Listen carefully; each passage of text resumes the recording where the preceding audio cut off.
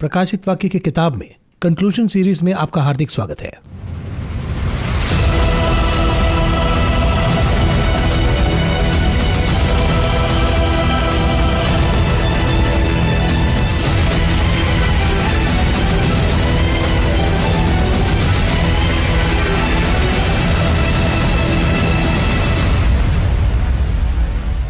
एक किताब में परिचय जितना मुख्य है, उसका अंत भी उतना ही मुख्य है। Welcome to the conclusion series in Revelation. Let's welcome Brother M.D. Jagan from Heavenly Lad Ministries. Brother Jagan, welcome to the program.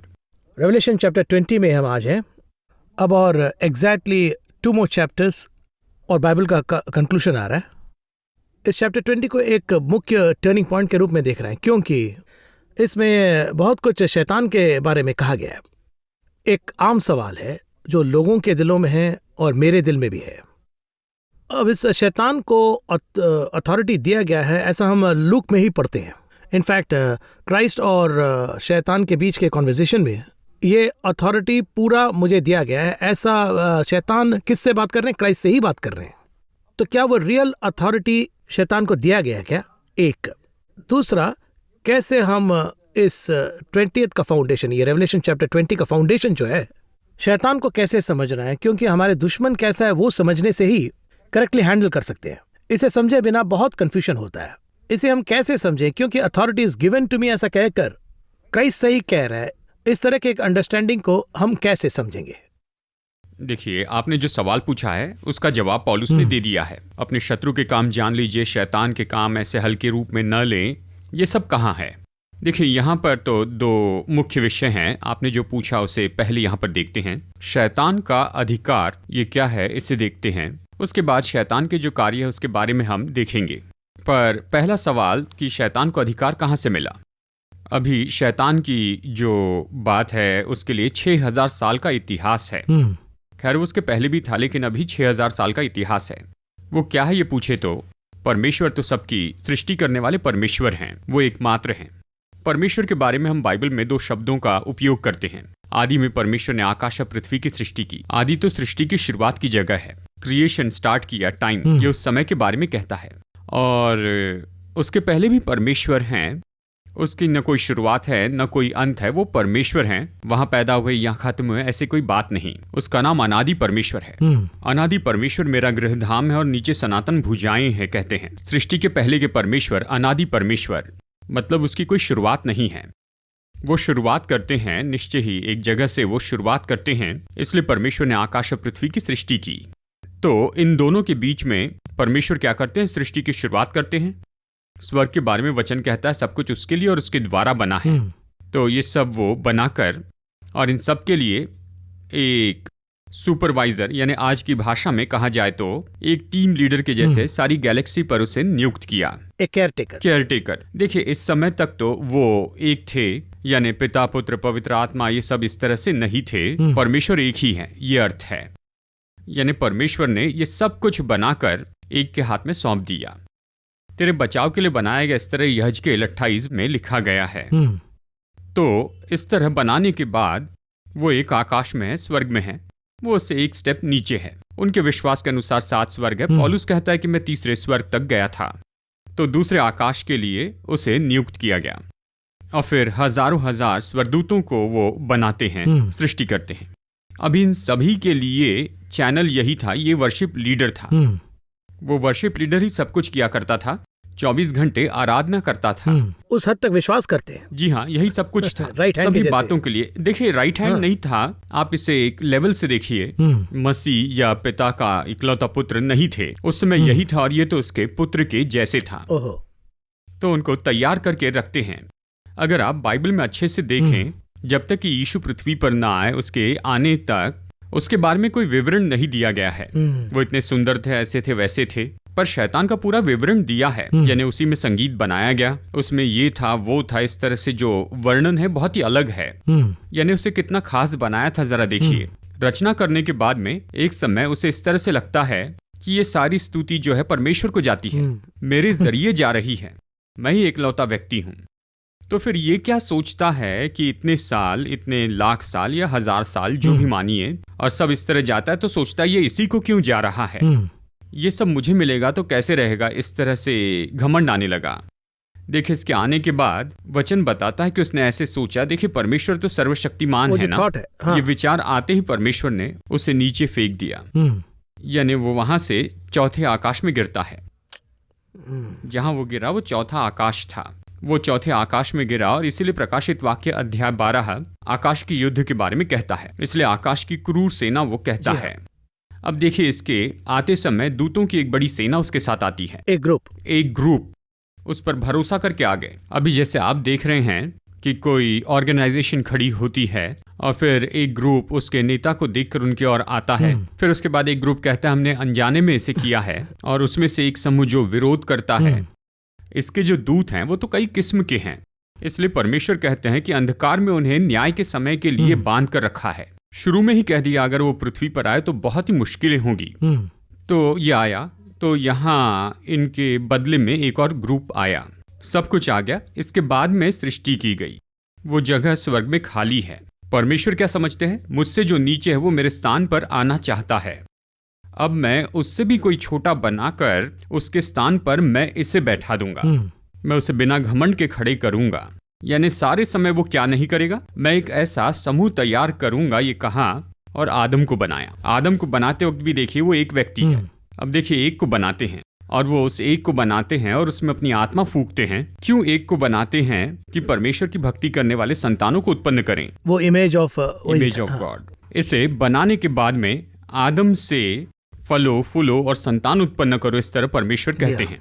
अब ये आदम और उसकी संतान, शैतान और उसका समूह, इस क्रम में ये आ जाते हैं। अब परमेश्वर को इन मनुष्यों को वहां पर लाना है, लेकिन ठुकराया गया ये, यानी परमेश्वर आपने मुझे बनाया, मैंने क्या किया कि मैं नीचे गिराया गया, नीचे गिर गया, आपकी नजर में शैतान बन गया। ये नहीं गिरेगा, इस बात का क्या निश्चय है? ऐसे कहने पर तुम ही इसे टेस्ट कर लो। परमेश्वर ने शैतान को क्यों रखा कि वो टेस्ट करे? उसका नाम ही परीक्षा करने वाला है बाइबल में, उसको परीक्षा लेने के लिए रखा है। अगर वो चाहते तो एक पल में ही उसका मुंह बंद कर देते, लेकिन वहां अधिकार का एक शब्द बताता हूँ। देखिए अभी क्या हो रहा है, एक भूमि तैयार करते हैं, वो एक छोटी सी भूमि है, गैलेक्सी से कंपेयर करें तो एक छोटा सा डॉट है, एक छोटा सा भाग है, कहिए भारत के एक छोटे से राज्य के एक छोटे से शहर को। देखिए इस छोटे से शहर का क्या है, अधिकारी है, अधिकारी बन जा, तू जो चाहे वो कर, ऐसे करके आदम को सौंप दिया। अब ये क्या करता है, वो जाकर उन्हें टेस्ट करता है। टेस्ट करने के बाद उसको पूरा अधिकार दे दिया गया। शैतान के सामने तो आदम झुक गया था, तो सब उसके हाथों में चला गया। इसलिए शैतान कहता भूमि का सारा अधिकार मुझे सौंपा गया है। परमेश्वर ने आदम के हाथ में दिया था उत्पत्ति 1:28 में, तू सभी पर अधिकार रख, इस भूमि पर। इस तो एक जब फेल हुआ तो अधिकार दूसरा जगह चला गया, जिसके जरिए फेल हुआ था उसके हाथ से चला गया। उदाहरण के लिए एक राजा दूसरे राजा को हराता है तो हारे हुए का सब कुछ चला जाता है ना, इसी तरह से चला गया। तो ये भूमि किसके कंट्रोल में थी? यीशु मसीह के आने तक शैतान के नियंत्रण में ही है। अब यीशु के आने के बाद अब भूमि को आपको 4 भागों में देखना होगा, क्योंकि वचन में ऐसा दिया गया है। परमेश्वर ने भूमि को 2 भाग में बनाया। एक तो भूमि का पानी एक जगह पर जमा हो और सूखी भूमि दिखाई दे, उत्पत्ति 1:10। परमेश्वर ने सूखी भूमि को पृथ्वी कहा, जो जल इकट्ठा हुआ था उसको उसने समुद्र कहा। इन दोनों को मिला के ही ग्लोब बनता है, ये संसार जैसे कहते हैं, प्लैनेट। परमेश्वर इन दोनों को अलग अलग ही रखते हैं। वचन के अनुसार देखिए, मृत्यु और अधलोक दोनों एक साथ है, समुद्र और जल एक साथ है, तो दोनों ही अलग अलग मिलते हैं, दोनों के 2 हिस्से हैं। इन दोनों भागों में परमेश्वर वहां पर बनाते हैं, जल में वो जीव जंतु बनाते हैं, भूमि पर भी, लेकिन फिर भूमि पर मनुष्य को रखते हैं, रखकर उससे कहते हैं समुद्र पर भी अधिकार करो, जय पाओ, उस पर विजय पाओ, इन दोनों पर तुम नियंत्रण करो। इन दोनों को वो हार गया, किससे? शैतान के पास। इन दोनों पर यीशु ने जय पाई। पहले भूमि पर जय पाई, मत्ती अध्याय 4 में ये कहता है, उसने जय पाई और शैतान चला गया, कब? जब पत्थर को रोटी बनाने के लिए कहा।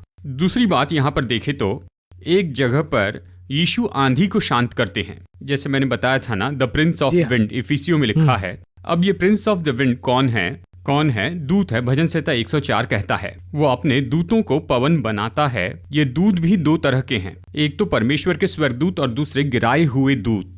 इन दोनों में आत्मा है, दोनों में हवा है, एक परमेश्वर के साथ है तो दूसरा परमेश्वर के लोगों के विरुद्ध में है। जब वो नाव में जा रहे थे और जो आंधी आई, जो हवा चली, वो और कुछ नहीं परंतु शैतान के दूत थे। ये उनका चिन्ह है। यीशु ने डांटा इस तरह कहा है।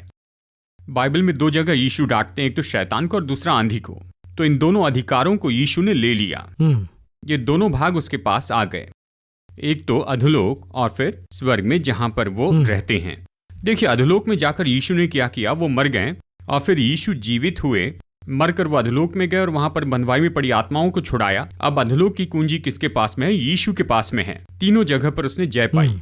आप जरा गौर कीजिए, अब ये जो भूमि है और समुद्र है, सभी पर यीशु का नियंत्रण है। और इसलिए प्रकाशित वाक्य 1:5 में विश्वास योग्य साक्षी, मरे हुए में से जी उठने वाला, पृथ्वी के राजाओं के हाकिम है यीशु मसीह। यानी भूमि और अधोलोक पर उसका नियंत्रण है। आकाश में वो एक जगह खाली है, वो जगह अभी भी है। वो जगह भी यीशु के आगमन पर कलीसिया उठाए जाने के बाद भर जाएगी। देखिए, आकाश में शैतान का और मिकाएल का युद्ध हुआ, तो शैतान को गिरा देते हैं, उसे वहां से भूमि पर गिराते हैं। आकाश में वो जगह है, ऐसे बाइबल कहती है। भूमि पर आने के बाद 7 साल भूमि पर होगा। वो अधोलोक में नहीं जाएगा, ना ही आकाश में जाएगा, वो और कहीं नहीं जाएगा। वो 7 साल तक भूमि पर कहर ढाएगा और इसे ही तो हम क्लेश काल कहते हैं। और ये 7 साल खत्म होने के बाद प्रकाशित वाक्य 20 कहता है, शैतान को बंद करके रखा गया, इस तरह से कहता है। तो यीशु ने पूरा अधिकार ले लिया है। अब इस अधिकार में कुछ लेना बाकी है। देखिए, प्रकाशित वाक्य 12 में आकाश में एक चिन्ह देखा गया। एक बड़ा लाल अजगर था जिसके 7 सिर और 10 सिंग थे। उसकी पूंछ ने आकाश के तारों की 1/3 खींचकर पृथ्वी पर डाल दिया। देखिए, सांप का जो जहर होता है वो उसके सिर में होता है, उसके पूंछ में नहीं। जी हाँ, पूंछ में नहीं होता। मुंह में क्यों था? क्योंकि अभी सर्प का सिर कुचल दिया गया है। अब सर्प का बाकी हिस्सा तड़प रहा है। सिर कुचलने के बाद उसका शरीर हिलते रहता है। अब आप छिपकली को ही देख लीजिए, उसकी पूंछ नीचे गिर जाती, हिलती है, उसकी पूंछ हिलती है। बस शैतान का अधिकार इतना ही है।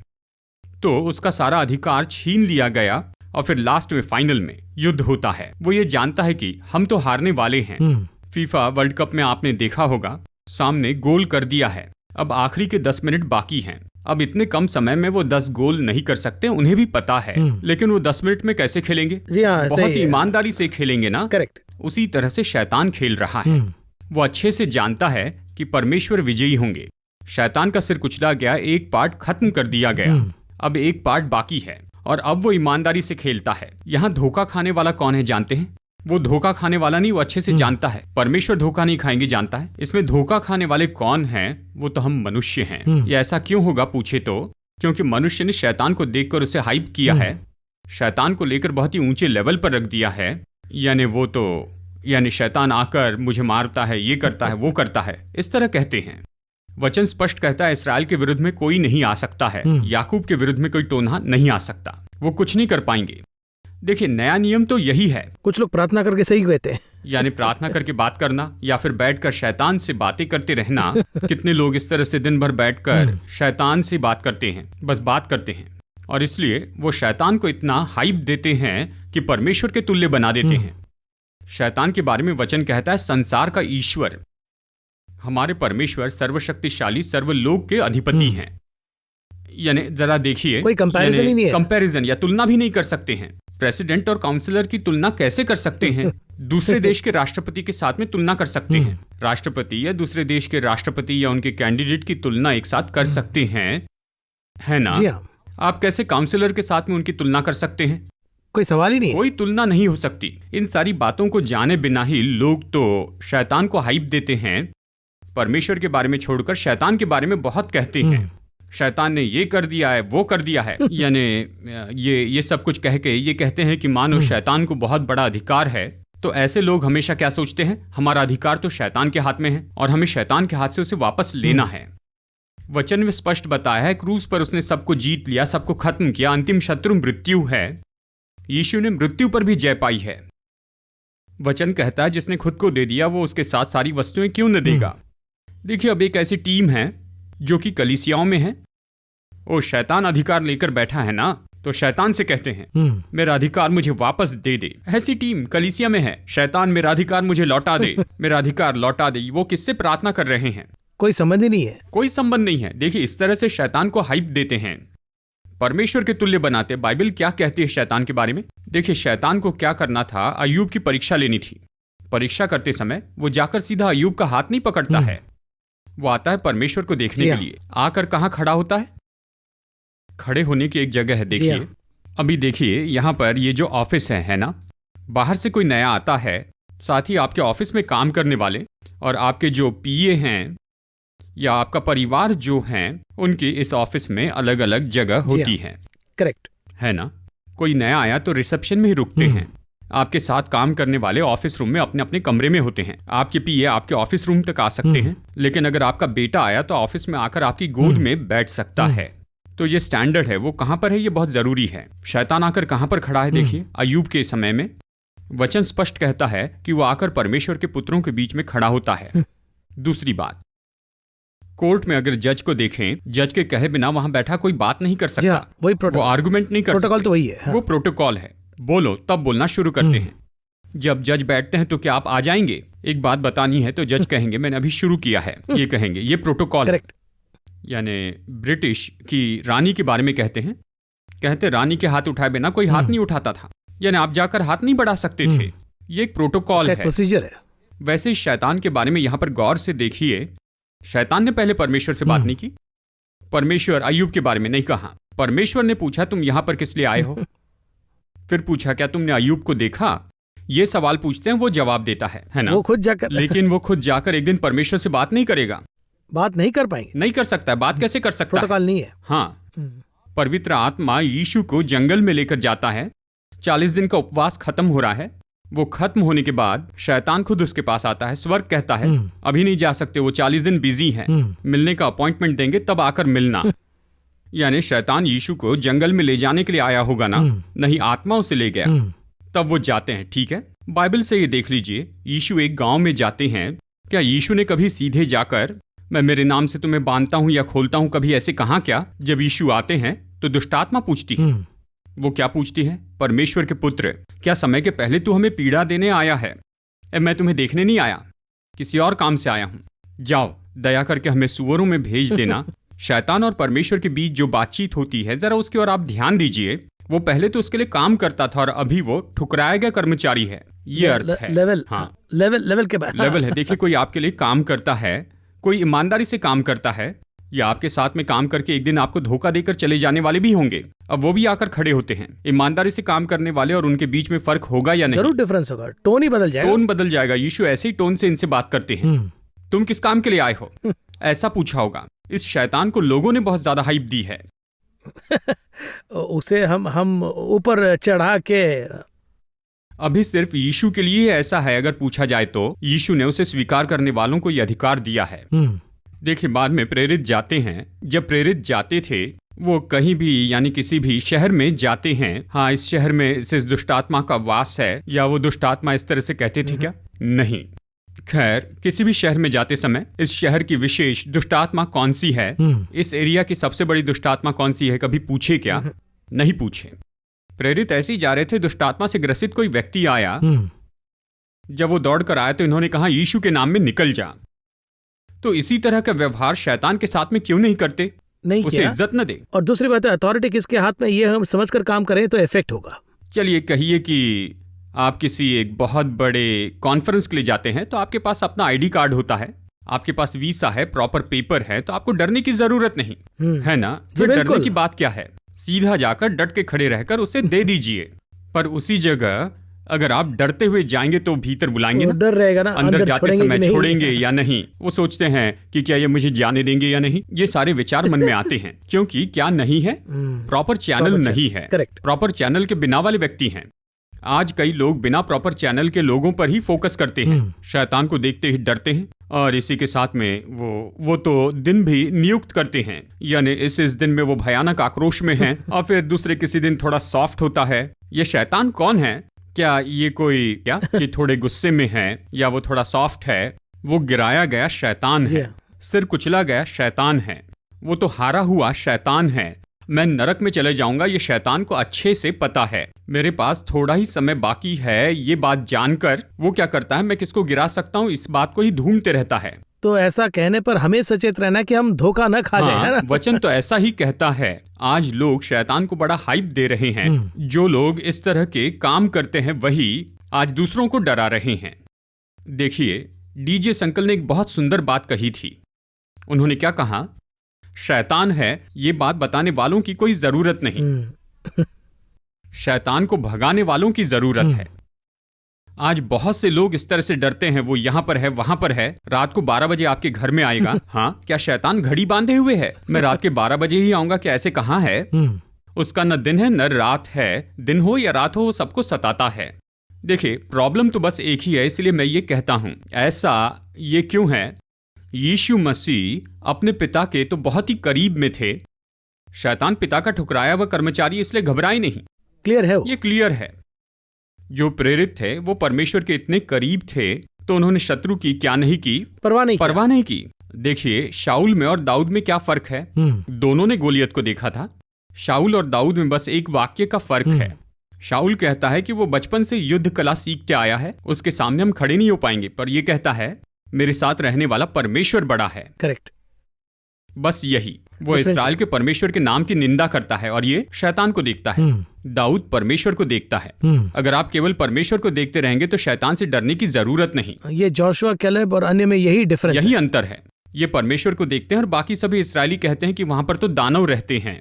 आज ये लोग केवल शैतान को ही देखते रहते हैं। देखिए, अभी तो इन दिनों में एक नया ट्रेंड आ चुका है। ग्रीक देश में से या असीरिया के देश में से, रोम साम्राज्य से। देखिए शैतान के साथ क्या करते हैं। ये लोग धूल झाड़ कर उठाते हैं, उसका नाम लेकर उसे बांधते हैं, इसे बांधते हैं, उसे बांधते हैं। कुछ बांधने की जरूरत नहीं, बस एक ही नाम आपको लेना है, वो है यीशु का। उसी में तो सब कुछ खत्म हो जाएगा। आकाश में, पृथ्वी पर और पृथ्वी के नीचे और दूसरा कोई नाम नहीं है। उसके नाम के सामने ही सब कुछ बेकार है, सब कुछ बिल्कुल फीका है। इतना ही, उसके नाम के सामने कभी कोई खड़ा नहीं हो पाएगा। क्या अभी ये जो एक है कि ये टिकेगा क्या, वो टिकेगा क्या, पूछना क्यों, है ना? देखिए, कहिए कि मेनू कार्ड में लिखा है कि बफे है, बफे सिस्टम। यहाँ पर आप इन सारी चीजों को खा सकते हैं। उसके बाद आप पूछेंगे क्या मैं जूस पी सकता हूँ, और फिर उसके बाद में आप पूछते हैं कि क्या मैं दही चावल खा सकता हूँ, तो फिर वो कहेंगे सर यहाँ पर जो भी है सब आपके लिए। आप ऐसे अलग अलग मत पूछिए। वैसे यीशु के सामने सारी दुष्ट आत्माएं हराई गई हैं। कौन सा शैतान? अदन की वाटिका में जो शैतान आया था उसे हरा दिया।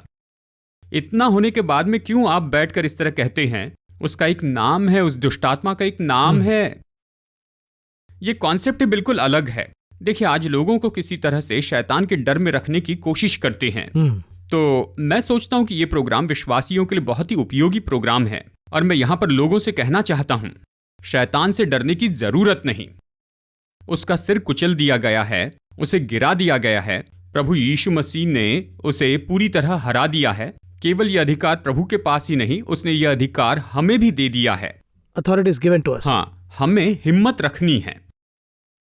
कोई अंधेरे से डरता है? देखिए, विश्वासी लोग घर से निकलते वक्त नजर न लगे इसलिए कुछ लेते हैं। इसके पीछे कारण क्या है? ये नजर बट्टू सही है या गलत है अलग बात है, क्यों रखते ये सवाल है। एक बात देखिए, तकिया के नीचे बाइबल रखकर सोते हैं, कारण क्या है? कारण क्या है? मुझे मेरी बाइबल पसंद है इसलिए सिर के नीचे रखता हूं, तो ठीक है। है ना? ये क्यों रखी है? वो इसके कारण शैतान नहीं आता। आपके यहाँ शैतान है, ये बात आपको कैसे पता चली? है ना? कुछ लोग कहते हैं बाइबल हो तो शैतान नहीं आएगा। बाइबल के कारण शैतान नहीं आएगा। बाइबल हाथ में नहीं होनी चाहिए, हृदय में होनी चाहिए। This is a printed version. You are the living Bible. हमने बहुत से कार्यक्रम में कहा है, कहाँ है? Christ in us, we are the church. हाँ, अगर ये परमेश्वर आप में है तो आपको किसी और को देखकर डरने की जरूरत नहीं। हम वहां से नहीं जाएंगे क्योंकि उस रास्ते से जाते हुए कब्रिस्तान है, हम उस रास्ते से जाएंगे ही नहीं। अगर आप इन्हें देखें तो ये नहीं जाएंगे। कौन नहीं जाएंगे? विश्वासी वहां से नहीं जाएंगे, लेकिन उसी कब्रिस्तान में काम करने वाले वहीं पर बैठे होते हैं। अब आप बताइए कौन ज्यादा हिम्मत वाला है? वही तो है। जी, यही तो शैतान को दी हुई हाइप है। हमें एक बात समझना बहुत जरूरी है, हम जयवंत हैं। हम जयवंत लोग हैं। More than conquerors. More than conquerors, जयवंत से बढ़कर हम विजयी होने वाले हैं, और इसलिए हमें किसी से डरना नहीं है। डरना नहीं है, डर तो एक पाप है। साहस रखिए, परमेश्वर हमारी ओर से है। बहुत सी बातों को हमने देखा, स्पेशली मैं इसे एक फाउंडेशन एस्पेक्ट में देख रहा हूँ, क्योंकि रेवलेशन चैप्टर 20 के अंदर हम नहीं गए, लेकिन उसे समझने के लिए इसे समझना बहुत ज़रूरी है। कंक्लूशन रेवलेशन चैप्टर 20 को हम अगले एपिसोड में ज़रूर देखेंगे। रेवलेशन चैप्टर 20 के लिए तैयार होने वाले उनको हम कैसे तैयार करेंगे, क्या अंडरस्टैंडिंग, क्योंकि अगर हम देखेंगे तो अंदर जाएंगे तो शैतान को बांध के रखना, धकेलना, ये सब अभी देखेंगे। तो इस सोच के साथ हम कार्यक्रम का अंत कैसे करेंगे? अब अध्याय 20 को देखने के पहले एक विषय के बारे में हमें पूरी तरह से ये बात कहनी होगी। जैसे कहा, शैतान से डरने की जरूरत नहीं है, लेकिन आपको बलवान होना जरूरी है। प्रार्थना के जीवन में, बाइबल पढ़ने के जीवन में, और आत्मिक स्तर सही होना चाहिए। लेकिन अगर आत्मिक स्तर सही नहीं है तो फिर हम क्या नहीं कर पाएंगे, संभाल नहीं पाएंगे। यीशु ने साफ कह दिया था, ऐसी दुष्ट आत्माएं उपवास और प्रार्थना के बिना नहीं जाती है, ऐसे उसने कहा था। क्योंकि एक इंसिडेंट में शैतान खुद कहता है, मैं उसे जानता हूँ, इसे जानता हूँ, तुम कौन, ऐसा पूछता है। अगर उस मुद्दे पर जाए तो एक और बात हमें पूरी तरह अलग से कहनी होगी। देखिए, शैतान को पूरी तरह पता है कि सही व्यक्ति कौन है, गलत व्यक्ति कौन है, ये वो अच्छे से जानता है। जो व्यक्ति परमेश्वर में बहुत ही बलवान है, दुष्टात्मा को निकालने और उनको रिप्लेस करने में आज भी ऐसे कोई लोग नहीं हैं एक समय में। यानी कहिए, हमारे घर से निकलकर अगर 5 किलोमीटर दूर पर एक ग्राउंड है, मान लीजिए वहां दुष्टात्मा है, और वो कहती है कि इस घर का कोई व्यक्ति चला गया है, मैं जा रहा हूं, वो आ रहे हैं, मैं जा रहा हूं, वो आ रहे हैं। इस तरह शैतान जानता है। देखिए, हम शैतान को धोखा नहीं दे सकते हैं। तुझे भी जानता हूं, पौलुस को भी जानता हूं, पौलुस जो यीशु बताता है उसे जानता हूं, तू कौन है पूछकर उसको भगाया। तो उस वजह से आप आत्मिक रीति से जितने मजबूत हैं, तो चाहे जितनी भी बड़ी दुष्टात्मा हो या उसके राज्य के दूत हो, आप उन पर जय पाएंगे। तो एक तरफ आप खुद को मजबूत कीजिए, अपने लोगों को मजबूत कीजिए, और दूसरी तरफ दुश्मन को कमजोर कीजिए। इस बात को हमें याद रखना चाहिए, और केवल परमेश्वर ही है जो हमें जय देंगे। जी हाँ, बहुत बहुत धन्यवाद brother Jagan. I think foundation के एस्पेक्ट हमने बहुत बातें की। इसे समझने पर ही हम नेक्स्ट एपिसोड में रेवलेशन चैप्टर 20 के अंदर जाने में हमें आसानी होगी। इस कार्यक्रम में आकर एक्सप्लेन करने के लिए बहुत बहुत धन्यवाद। Will again start the next concluding episode of revelation 20 in the next episode. धन्यवाद।